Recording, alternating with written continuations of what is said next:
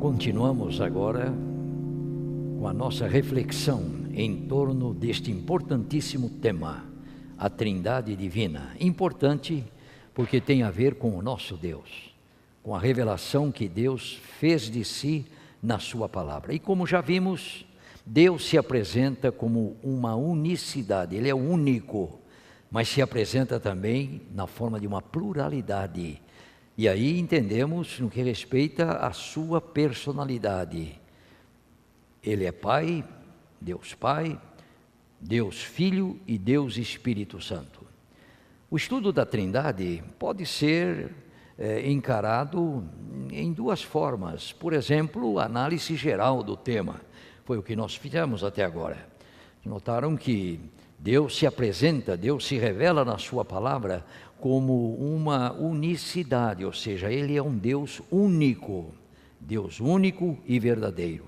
Mas Ele também se revela na forma de uma pluralidade. E há perfeita harmonia entre os dois fatos, Deus como unicidade e Deus com uma pluralidade. Ele é único no que respeita à sua essência, à sua substância. Deus é plural no que respeita às pessoas divinas. Deus Pai, Deus Filho e Deus Espírito, ou Espírito Santo. Evidentemente, o estudo da Trindade envolve a análise de cada uma das pessoas da Trindade. Tacitamente todos aceitam que Deus Pai seja um Deus verdadeiro. Agora é necessário que analisemos exatamente se Deus, o Filho, conforme a palavra de Deus, Ele é Deus verdadeiro também. E se Deus, o Espírito Santo, ou o Espírito Santo, é também Deus verdadeiro. E é o que nós queremos fazer agora. Vamos analisar primeiramente o Espírito Santo. O que é que a Bíblia diz sobre o Espírito Santo? E eu poderia resumir aqui, dizendo que fundamentalmente a Bíblia afirma que o Espírito Santo é uma pessoa divina. Ele é uma pessoa e Ele é Deus. Será isso mesmo que a Bíblia apresenta? É o que nós vamos ver agora. E eu convido a todos para que me acompanhem, formando aquilo que nós poderíamos chamar de uma cadeia bíblica, uma análise de textos após textos, para nós observarmos exatamente esses dois aspectos do Espírito Santo. Ele é uma pessoa e Ele é Deus. Se Ele é Deus, como Deus, então Ele é parte desta pluralidade de Deus. Como nós vimos, Deus se apresenta como uma pluralidade na forma de 3 pessoas. O texto de Mateus é claro, batizando em nome do Pai, do Filho e do Espírito Santo. Então o Espírito Santo, Ele é Deus, não pode ser menos do que Deus. Será que é isto que a Bíblia nos apresenta? Bem, vamos à nossa cadeia bíblica, cadeia de textos, ok?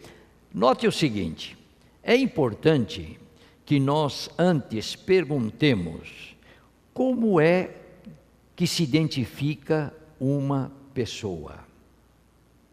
O que é ser uma pessoa? Como se define uma pessoa? É uma pergunta um tanto complexa que requer de nós, logicamente, algum raciocínio. Por que uma pessoa pode ser chamada de pessoa? Alguém apressadamente poderia responder essa pergunta da seguinte maneira: pessoa é o ser que tem um corpo. Não, não é bem assim. Porque, por exemplo, aquele animalzinho que faz au au, o cachorrinho, tem corpo. E ele é uma pessoa? Ele não é uma pessoa. Qualquer animal tem corpo, mas não é uma pessoa. Finalmente, o que é uma pessoa? Como é que se define uma pessoa? Meus amigos, a definição mais objetiva, mais direta, mais clara, mais precisa sobre o que é uma pessoa, é aquela que afirma que uma pessoa é o ser dotado de raciocínio, dotado de uma mente, faculdade mental. Aí nós temos uma pessoa. E eu pergunto, um animal tem mente? Ele tem corpo, mas ele não tem uma mente. Ele tem um sistema nervoso, um cérebro, nervos, etc. Mas ele não tem faculdade mental. O animal não raciocina. O animal não cultiva a razão. Ele não é uma pessoa. Mas a pessoa tem a faculdade mental. Ele usa a sua mente, ele pensa, ele raciocina, ele busca soluções, ele define as coisas, ele encontra as soluções que procura através do raciocínio, através do pensamento, através da sua mente, da reflexão e tudo mais. Então é uma pessoa. É uma pessoa. Eu, quando era criança, meus amigos, gostava de fazer uma brincadeira que eu não aconselho que vocês façam. Mas, por exemplo, meu pai tinha lá no fundo do quintal um galinheiro, as galinhas, e tinha o galo. Galo meio perigoso, meio brigador, não é? E eu gostava de pegar aquele galo com todo carinho, e eu colocava aquele galo diante de um espelho grande que minha mãe tinha em casa. E dava gosto ver o resultado do galo se ver no espelho. O galo poderia, por exemplo, olhar para o espelho, ver a si próprio no espelho, e ele ia chegar à seguinte conclusão: veja como eu sou um galo bonito, que crista bonita eu tenho aqui na minha cabeça. Se ele fizesse isto, ele teria o quê? Faculdade mental. Aquele que tem a faculdade mental é aquele que pode refletir para si a imagem, a consciência da imagem que ele está vendo, seja de qualquer coisa que ele veja, ok? Isso é a faculdade mental. Se o galo, por exemplo, se admirasse e veja como eu sou um galo simpático, não seria um galo, seria uma pessoa. Mas em lugar disto, o galo, olhando para o espelho, imaginava que ali estava outro galo. Aí estava a minha brincadeira que eu gostava de fazer. E aquele galo, então, investia contra o espelho. Porque pelo seu instinto animal, ele imaginava que ali estava um rival, que ele tinha que combater. Vocês entenderam? Ele não tinha o quê? Raciocínio para imaginar que aquele galo era ele mesmo, não é? Qualquer pessoa que se olha no espelho não vai tomar um susto imaginando que é uma outra pessoa. Ele vai concluir que ele é aquele que está ali na imagem do espelho. Por quê? Porque isto é o raciocínio, através da faculdade mental. É uma pessoa. Então, amigos, pessoa é aquela entidade, aquele ser que possui faculdade mental, que possui raciocínio, que pode aplicar para si mesmo a consciência das coisas que ele vê, das quais ele toma conhecimento. Então eu faço a seguinte pergunta para começar a nossa cadeia bíblica. A Bíblia afirma que o Espírito Santo tem mente? O que acham vocês? Afirma ou não afirma? Se o Espírito Santo tem mente, então ele não é uma mera energia, porque uma mera energia não tem mente, não tem faculdade mental. Aí eu pergunto, a Bíblia afirma que ele tem mente? Bom, vamos a ela. Romanos, abram aí a Bíblia, Romanos capítulo 8, verso 27. Romanos capítulo 8, verso 27. O que está escrito aqui? Vejam. E aquele que sonda os corações, quem sonda os corações é Deus. Deus, portanto, aquele que sonda os corações, sabe qual é a mente do Espírito. Opa! O que está escrito aqui? O Espírito Santo tem o quê? Mente. E Deus sabe qual é a mente do Espírito Santo. Deus sabe quais são os propósitos do Espírito Santo. Deus sabe qual é o pensamento do Espírito Santo. Então, amigos, se o Espírito Santo tem mente, ele é uma pessoa. Não pode ser menos do que uma pessoa. E aí diz, porque segundo a vontade de Deus, é que ele intercede pelos santos. Primeira evidência de que o Espírito Santo é uma pessoa, é que o Espírito Santo intercede aqui pelos santos. Veja, uma mera energia, um mero poder, não é, abstrato, irracional, não pode interceder. Mas o Espírito Santo tem mente, ele tem pensamento, ele tem raciocínio, ele tem conhecimento das coisas, ele intercede pelos santos. Bem, esse é o texto de abertura da nossa cadeia bíblica. Se ele tem mente, então ele tem volição, ou seja, vontade. Será que a Bíblia diz que o Espírito Santo tem vontade? Diz ou não diz? Bom, agora vamos à nossa segunda passagem da cadeia bíblica. Marque aí, junto de Romanos capítulo 8, 27, marque o seguinte texto, 1 Coríntios capítulo 12, verso 11.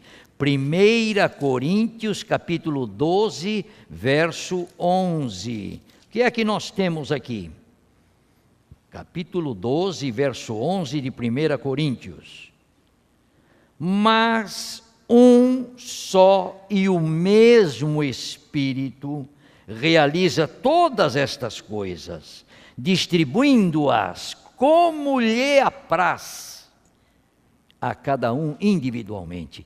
Paulo está falando aqui dos dons espirituais, e ele então afirma que o Espírito Santo distribui na igreja, entre os membros da igreja, os dons espirituais. Mas o interessante é que Paulo afirma aqui que os dons espirituais são distribuídos segundo apraz o Espírito Santo. Em outras palavras, segundo a vontade do Espírito Santo. Interessante, amigos, ele é um ser tão pessoal que ele tem vontade. As coisas, né, são realizadas, são aplicadas, são feitas por ele, segundo a vontade dele. Então, ele realmente é um ser pessoal. Na qualidade de ser pessoal, vamos avançando. A terceira passagem da cadeia bíblica. Marque aí agora, aqui nesse texto de 1 Coríntios 12, 11, marque 1 Tessalonicenses, capítulo 1, 6. Vá formando a cadeia bíblica aí na sua Bíblia. Não é? O Espírito Santo que tem vontade, agora Paulo vai dizer que o Espírito Santo se alegra. Uma energia pode se alegrar? Claro que não, isso é impossível, mas é dito que o Espírito Santo tem alegria. Vamos lá, 1 Tessalonicenses, marque aí na sua Bíblia, 1 Tessalonicenses capítulo 1, versículo 6. 1 Tessalonicenses capítulo 1, versículo 6. O que nós lemos aqui? Com efeito, diz Paulo, vos tornastes imitadores nossos e do Senhor, tendo recebido a palavra, posto que em meio de muita tribulação, com a alegria do Espírito Santo. Veja que o Espírito Santo é um ser tão pessoal que ele também tem alegria, ele se alegra com as coisas. Mas interessante é que, se por um lado o Espírito Santo se alegra, a Bíblia também diz que, por outro lado, às vezes o Espírito Santo fica triste. Como é que uma energia pode ficar triste? Se o Espírito Santo fosse apenas uma energia, ele não iria se alegrar, ele não iria ficar triste, mas ele também tem tristeza. Marque agora aí na sua cadeia bíblica, Efésios capítulo 4, versículo 30. Efésios capítulo 4, versículo 30. O Espírito Santo que se alegra, ele também se entristece, e é por isso que Paulo recomenda aos leitores da sua epístola aos Efésios, da seguinte maneira: não entristeçais o Espírito de Deus, no qual fostes selados para o dia da redenção. Então vejam, a Bíblia está sendo clara aqui para nós. Primeiramente, ela afirma que o Espírito Santo tem mente, ele só pode ser uma pessoa.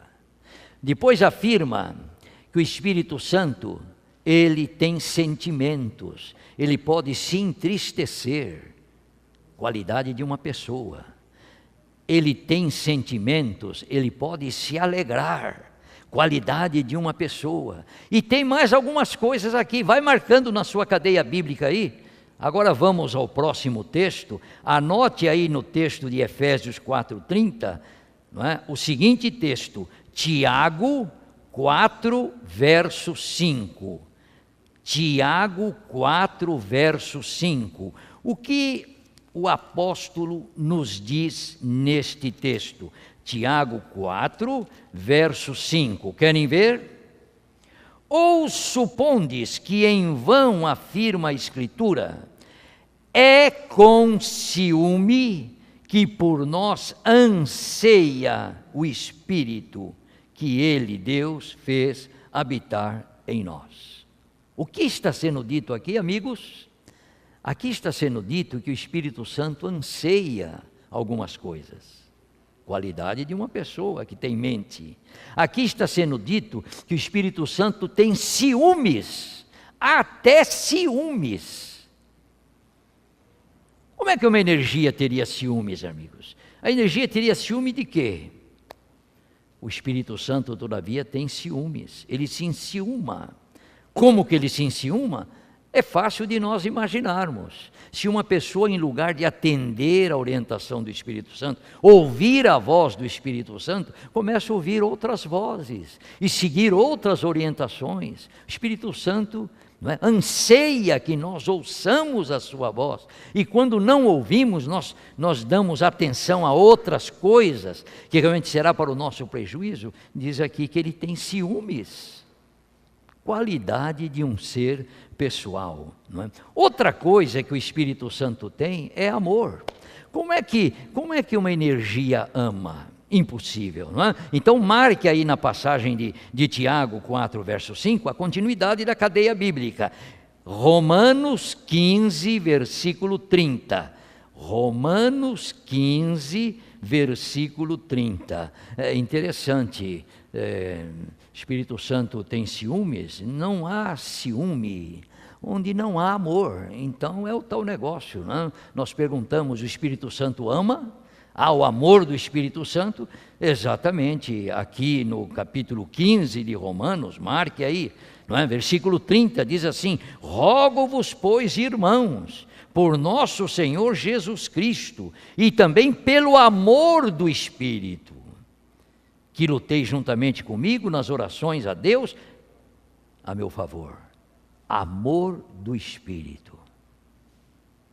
Características de um ser pessoal, ok? Agora eu pergunto, existe amor onde não existe comunhão? Não é verdade que dois seres que se amam naturalmente estarão em comunhão um com o outro? Pois é o que acontece com o Espírito Santo que ama. Quando uma pessoa ama o Espírito Santo, e o Espírito Santo ama aquela pessoa, então há uma comunhão recíproca do Espírito Santo com aquela pessoa. E eu pergunto, a Bíblia fala da comunhão do Espírito Santo?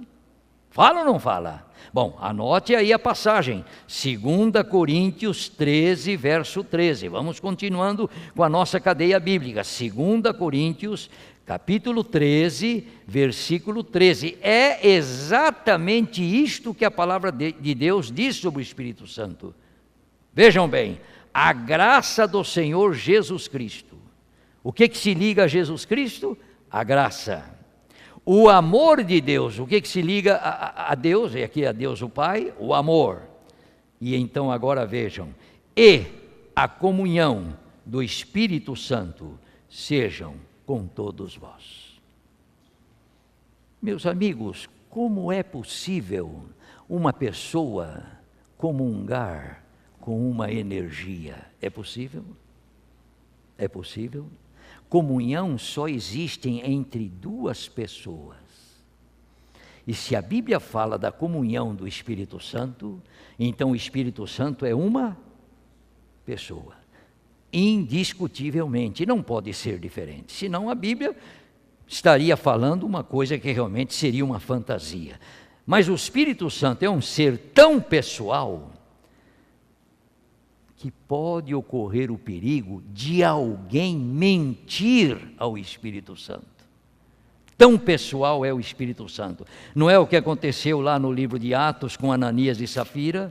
Atos capítulo 5, versículo 3, diz exatamente isto. Atos 5, verso 3. Então disse Pedro: Ananias, por que encheu Satanás teu coração? Para que mentisses ao Espírito Santo, reservando parte do valor do campo? Mentir ao Espírito Santo, um ser tão pessoal, que alguém pode querer enganar o Espírito Santo, coisa que é impossível acontecer. Mas alguém pode mentir ao Espírito Santo. E não somente mentir, alguém pode até ultrajar o Espírito Santo. Ele é uma pessoa, então ele pode ser ultrajado. É isso que a Bíblia diz? Marque aí na cadeia bíblica, vai desenvolvendo a sua cadeia bíblica. Hebreus capítulo 10, versículo 29. Hebreus capítulo 10, versículo 29. Olha aqui o que a palavra de Deus diz: de quanto mais severo o castigo julgais vós, será considerado digno aquele que calcou aos pés o Filho de Deus e profanou o sangue da aliança com o qual foi santificado. E agora notem: e ultrajou o Espírito da graça. O Espírito Santo é um ser tão pessoal que se pode mentir a ele, que se pode ultrajá-lo. É um ser pessoal. Não há dúvidas a respeito. Agora, a segunda pergunta é: este ser pessoal, ele é um mero anjo? Ele é Deus?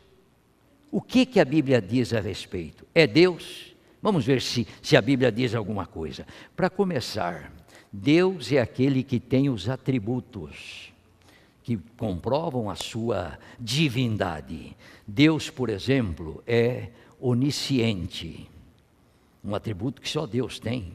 Deus é onipresente, um atributo que só Deus tem. Deus é onipotente, um atributo que só Deus tem. Deus é eterno, um atributo que só Deus tem. Eternidade passada e eternidade futura. De eternidade a eternidade tu és Deus, diz a Bíblia. Então nós perguntamos: possui o Espírito Santo os atributos de Deus? Se possui, então o Espírito Santo é Deus. E eu acho que possui sim. Eu acho não, eu tenho certeza, porque a Bíblia diz que o Espírito Santo possui os atributos divinos.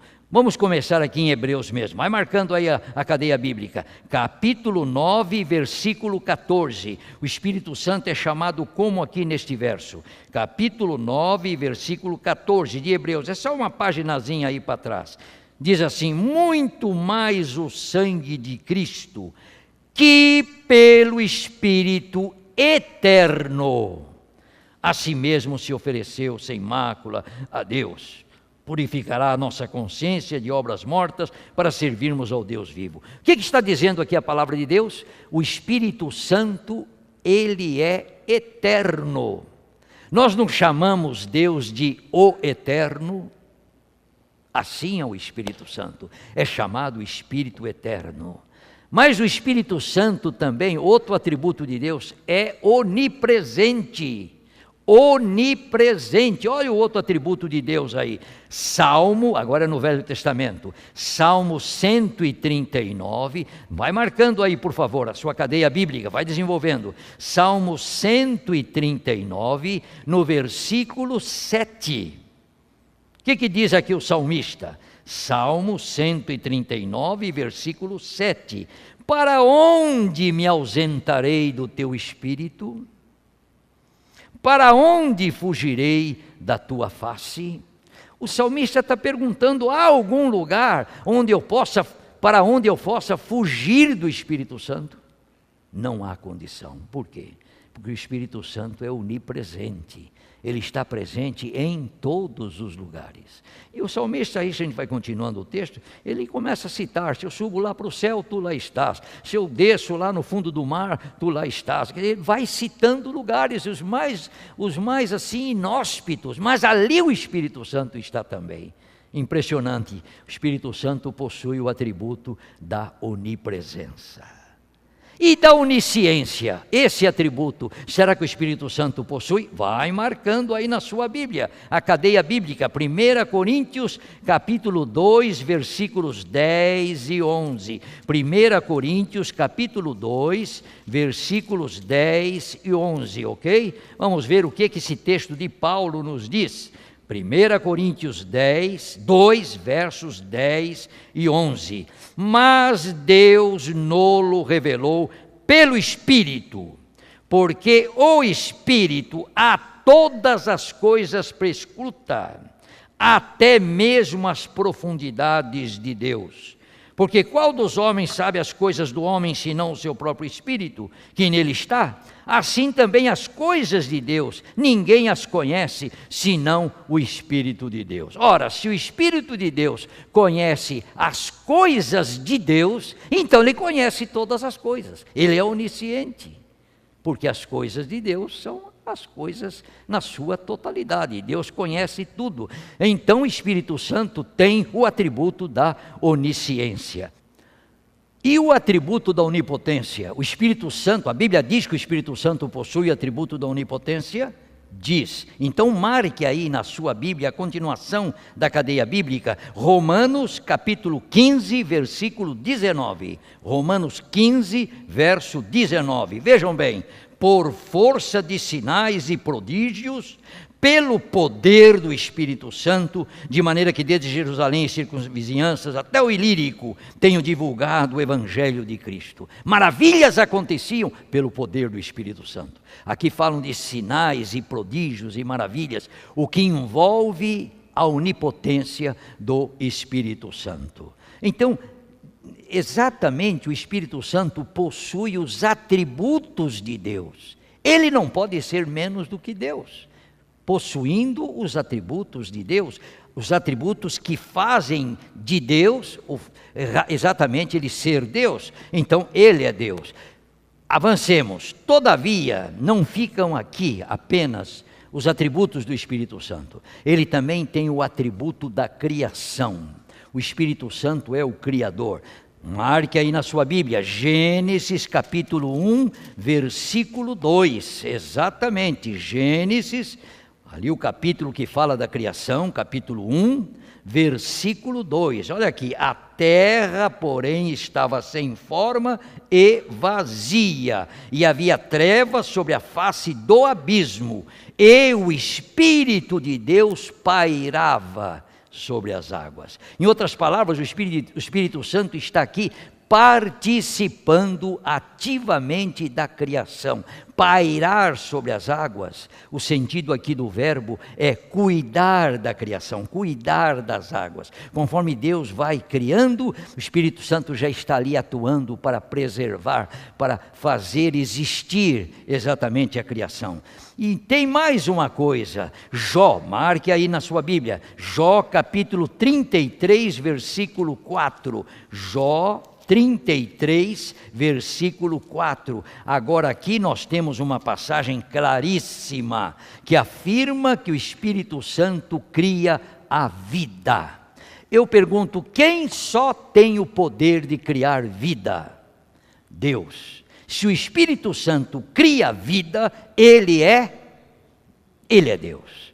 Está aqui, Jó capítulo 33, versículo 4. O Espírito de Deus me fez, o sopro do Todo-Poderoso me dá vida. Pode o Espírito Santo ser menos do que Deus? Se o Espírito Santo cria a própria vida, só Deus pode criar a vida. E aqui é dito que o Espírito Santo o faz. E ele não só cria, ele também recria. Salmo 104, marca aí na sua cadeia bíblica. Salmo 104, Salmo 104, versículo 30. Vejam o que o salmista diz: envias o teu Espírito, eles são criados, e assim renovas a face da terra. Renovação, recriação. E aí nós entramos exatamente na realidade do Espírito Santo como agente redentor. Ele não só nos criou, o Espírito Santo também nos redimiu. Claro, Deus Pai nos redimiu, Deus Filho nos redimiu, Deus o Espírito nos redimiu. Por quê? Porque do Pai procede toda a redenção. O Filho é aquele que a executa. E finalmente o Espírito Santo é aquele que aplica a redenção a cada um de nós. E quando ele aplica a redenção a cada um de nós, o que acontece é que nós somos recriados. É por isso que Jesus disse a Nicodemos: se você quer entrar no reino de Deus, você precisa nascer de novo. E aí Nicodemos não entendeu, mas espera aí, como é que eu vou voltar ao útero da minha mãe para eu nascer de novo?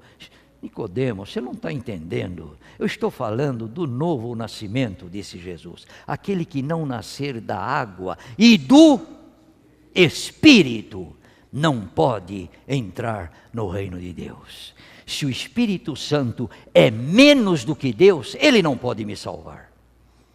Por exemplo, se o Espírito Santo é o anjo Gabriel, eu pergunto, como é que o anjo Gabriel vai me salvar? Tem ele poder para me salvar? É claro que não. É um anjo, é uma criatura, como eu sou uma criatura. Mas o Espírito Santo recria, faz a pessoa renascer para a vida eterna. Então nós entendemos que se o Espírito Santo não existir, for retirado, estaremos perdidos. E é isto que vai acontecer. Quando o Espírito Santo for retirado desta terra, quem se salvou está salvo, e quem rejeitou a salvação não tem mais salvação. O Espírito Santo não atuará mais para salvar. Então o Espírito Santo, pelos seus atributos, pelos seus atos de criar, de renovar e de salvar, ele não pode ser menos do que Deus.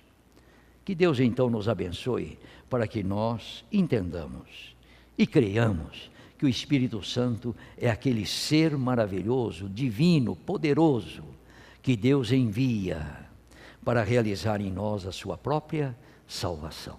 Sem ele estamos perdidos, mas graças a Deus o temos conosco, porque Jesus prometeu o novo Consolador, o Espírito Santo, para estar convosco, disse ele, até o fim. Ou seja, até Jesus voltar para nos buscar. E aí quando Jesus voltar para nos levar para o seu reino, e nós entrarmos no reino de Deus, aí estaremos salvos para sempre, não é verdade? Aí nós continuaremos na comunhão com o Espírito Santo, mas não teremos mais a aplicação da salvação, porque nós já estamos salvos. Que Deus nos abençoe, para que nós tenhamos o coração aberto para a recepção do Espírito e possamos seguir a sua influência na nossa vida, a sua orientação, porque a Bíblia promete, ele vem para nos guiar a toda a verdade, e assim, seguindo a verdade, um dia alcançarmos a salvação eterna. Amém.